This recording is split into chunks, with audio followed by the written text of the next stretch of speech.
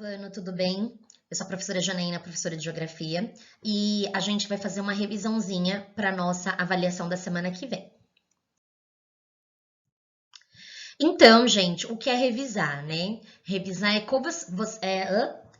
correlacionar aquilo que a gente aprendeu com algo, né, que é acrescentado ao longo das aulas. Então, se caso vocês tenham alguma dúvida, por favor, entre em contato comigo pelo Agenda Edu. Então, a gente aprendeu, né, sobre a origem das desigualdades sociais. O que é uma desigualdade social? A desigualdade social é basicamente a diferença que se faz dentro da sociedade em função dos bens materiais que essas pessoas têm. E isso acontece desde a pré-história até a atualidade. Então, a gente vai falar um pouquinho, né, sobre o contexto histórico. As desigualdades sociais, elas acontecem a partir do momento que os indivíduos humanos começam a desenvolver as suas habilidades, né, manuais, as suas habilidades de trabalho. Então, a gente observa que já na Pedra Polida, esses indivíduos, eles começam a desenvolver habilidades que são diferentes e, por isso, eles começam a competir e alguns indivíduos começam a ser submetidos à vontade dos outros. Mesmo nos registros que a gente tem relacionados à pré-história, a gente percebe que os indivíduos já conseguiram entender que eles tinham habilidades diferentes e por conta disso, nos grupos em que eles andavam, que nem sempre eram organizados em tribos, essas pessoas elas já tinham a sua função dentro daquele grupo social. Então, desde o passado, né, até a atualidade, os indivíduos humanos aprendem principalmente por meio da observação, igual você está fazendo agora. Então, vai ser a partir deste momento, né, que as habilidades que os indivíduos têm vai valorizar ou desvalorizar esses indivíduos. Então, por exemplo, nessa pintura, a gente vê os indivíduos que têm a habilidade de produzir o fogo, que são teoricamente, né, inclusive na prática, mais valorizados do que aqueles indivíduos que colhem, por exemplo, a madeira que vai gerar esse fogo. Tudo isso acontece porque esses indivíduos eles valorizam muito o instinto humano, que é considerado aí, né, um dos mais primordiais da nossa espécie, que é o instinto de sobrevivência. Então a gente analisou durante a aula, né, as divisões sociais na Mesopotâmia, no Egito, na sociedade feudal, e a gente percebeu que ambas as sociedades dividem as pessoas de acordo com aquilo que elas têm, né, ou com aquilo que elas representam.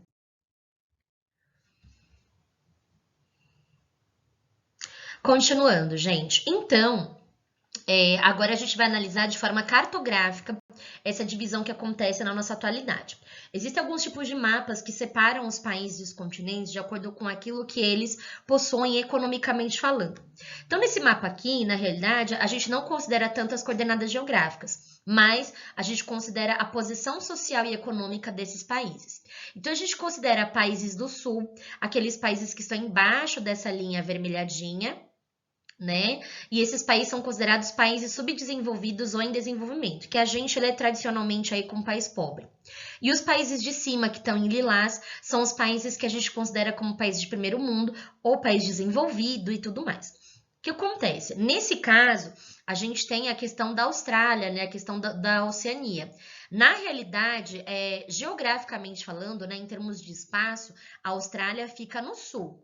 Mas, economicamente, ela pertence aos países do norte. E esse mapa aqui está analisando em específico a economia dos países. Então, nesse caso, a Austrália pertence ao norte, mas geograficamente ela pertence ao sul. Aqui a gente tem uma outra forma de avaliar o nosso planeta, né, que é a visão de primeiro, segundo e terceiro mundo. Então, a gente considera um país de primeiro mundo aquele que já tem uma seguridade na sua economia. O país de segundo mundo é aquele país que é o intermediário. E o país de terceiro mundo é aquele país subdesenvolvido e que ainda apresenta aspectos de pobreza. Isso aqui é uma representação, né, de como a desigualdade social é causada por conta da má distribuição de renda. Então, assim, as formiguinhas são os trabalhadores, né, e essa porcentagem aqui do pão, ela representa o que essas pessoas ganham. Então, percebam que 50% do pão vai para a mão de 10 pessoas. Isso quer dizer o quê? De 10% das pessoas, aliás. Isso quer dizer o quê? Que grande parte das pessoas vive com muito pouco, que seria esses 10%. Então, aqui a gente teria basicamente, no caso brasileiro, esses 10% que representam a classe baixa, né? Deixa eu só pegar a caneta aqui. Então, esses 10% aqui representam a classe baixa, esses 40% representam a classe média e esses 50% representam as classes mais altas, né? Então, é por conta da má distribuição de renda que, no caso brasileiro, né, a gente tem tantas desigualdades sociais na atualidade e também no passado. Aqui a gente tem um ranking, né, com os países mais milionários do mundo, e a gente percebe que o Brasil ele está no meio dessa representação. Na realidade, existe um grupo de pessoas no nosso país que é bastante grande, mas em relação ao restante da população, esse grupo fica muito pequeno. Então, a gente ainda tem relativamente um grupo de pessoas que tem muitas riquezas, enquanto um grupo gigante de pessoas tem pouquíssima ou nada de riqueza, né, ou de recursos aí para poder viver. Agora a gente falar um pouquinho sobre organismos internacionais. O que é um organismo internacional, né? Um organismo internacional é um grupo de pessoas que representam países que assinam alguns documentos que a gente chama de cartas, e nesses documentos eles se comprometem a analisar e melhorar as questões do direito internacional e das tradições de seus países. Mas antes desses organismos internacionais começarem a se formar, existe um contexto histórico. Então, até a segunda metade ali de 1800, a Itália e a Alemanha são países que começam a se definir como estados, né, como territórios no mapa. Então, o que acontece? Os territórios desses países no passado, eles não eram definidos. E aí eles começam a se definir por conta disso, né, por conta aí desses movimentos que eles fazem para se definir, mas ao mesmo tempo eles começam a perceber que era necessário conquistar mais espaços para que eles pudessem ali ser países fortes, seriam estados fortes. E isso, no caso de alguns países que estavam mais à frente, no caso aí Alemanha, Itália, França, Inglaterra, entre outros. Conforme esses países vão se fixando, né, conforme estados e tudo mais, eles começam a perceber a necessidade de ter alianças e acordos com outros países para que eles pudessem manter a sua proteção e o seu poder. Por conta dessa busca por poder e território, vai estourar lá em 1914, inclusive por conta de uma insatisfação da Alemanha, a Primeira Guerra Mundial, né? E essa guerra ela vai durar só 4 anos e vai terminar em 1918. Então, eu já falei, né, que a organização internacional, ela coloca uma ação coletiva sobre todos os membros e ela valoriza basicamente o direito internacional e as tradições de cada povo. Então, a ideia da organização internacional é trazer benefícios para os países que estão participando.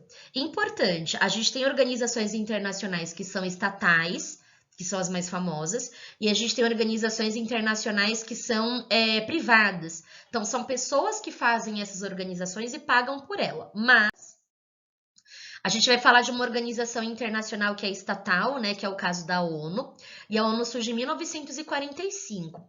Por que a ONU surge, né? Porque a Segunda Guerra acaba, né, ela começa em 39 e acaba em 1945. E a Segunda Guerra Mundial ela vai arrasar a Europa.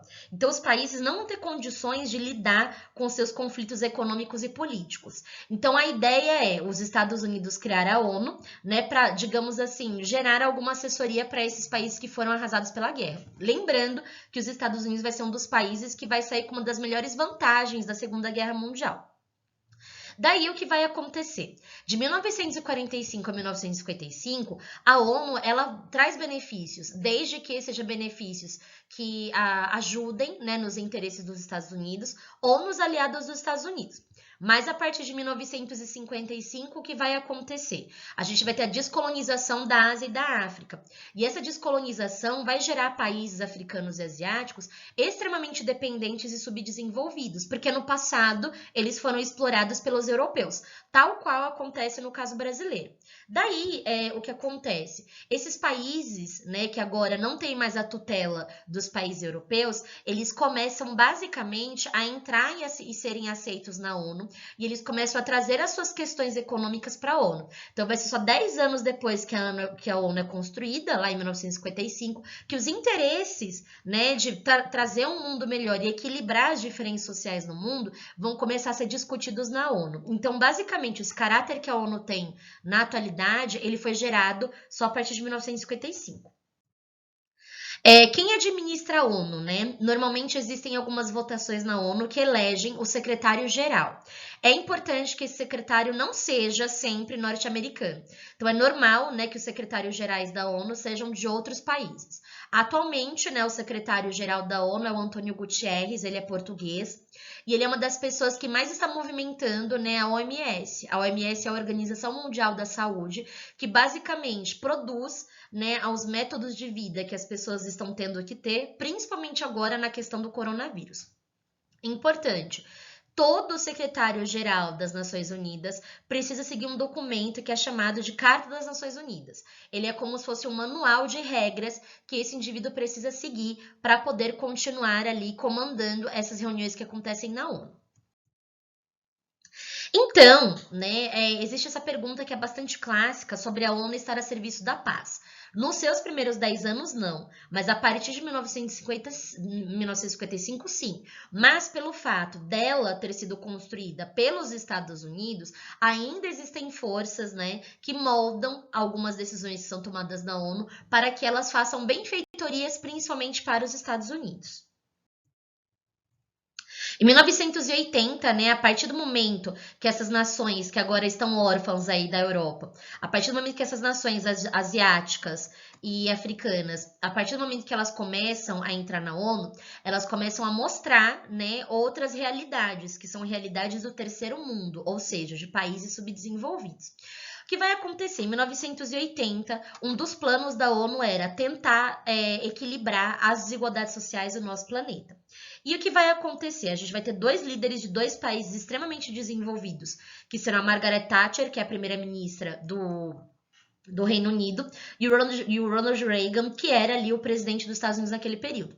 Esses dois indivíduos, eles basicamente vão declarar dentro das reuniões da ONU que, na realidade, a pobreza dos países subdesenvolvidos é um problema deles e é um problema interno. E que os países, né, que compunham a ONU e que eram ricos, na realidade não tinham nada, né, que assumir o problema dos países subdesenvolvidos. E isso vai gerar um certo conflito, porque os outros países que eram desenvolvidos aceitaram ajudar os subdesenvolvidos numa boa. Por que isso acontece? Porque o Ronald Reagan e a Margaret Thatcher, eles vêm de uma filosofia econômica que é chamada de neoliberalismo.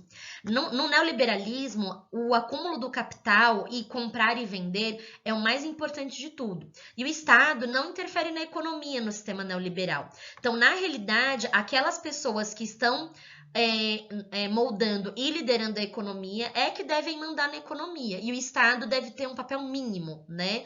No caso do neoliberalismo, o Estado, ele se torna um Estado mínimo. Então, ele oferece para as pessoas um mínimo para elas viverem. Então, saúde pública mínima para viver, escola mínima para viver, enquanto as outras pessoas que estão gerando dinheiro, né, no caso, empresários, são essas pessoas que deveriam comandar, né, a economia. A gente tem também, rapidinho, a Organização Mundial do Comércio, que é a OMC, que na realidade é um clube de países europeus que compram e vendem com mais facilidades entre eles. Então, na realidade, o objetivo da OMC é facilitar as relações de compra e venda para que esses países tenham uma economia mais equilibrada. G20, BRICS, a gente pode pular, tá? Nosso último tema é movimentos sociais, né, e ONGs. O que é um movimento social? A gente pode ver na atualidade, inclusive. O movimento social é um grupo de pessoas que através do protesto, mostra para o Estado que algo está errado ou que elas não concordam com algo que está acontecendo, né? E a ONG, ela é basicamente uma organização não governamental que defende uma causa. Então, a gente pode ter uma ONG, por exemplo, que vive de doações das pessoas e essa ONG distribui comida para a população de rua. A gente pode ter uma ONG que cuida de idosos, né? A gente tem uma ONG, inclusive no Educandário, que cuida disso, né? Que é o Lar Jesus. Então, os movimentos sociais e as ONGs, elas são organizações populares que tentam reequilibrar a vida em sociedade, certo? Isso aqui é uma brincadeira, né? Sobre um protesto que eu tenho certeza que vocês fazem em casa. Então, aqui já tem a explicação da ONG que eu já dei. Então, é isso, gente. Acabamos a revisão, certo? Podem analisar com calma. Caso surja alguma dúvida, por favor, falem comigo antes do dia 11, certo? É isso. Beijos e bom fim de semana.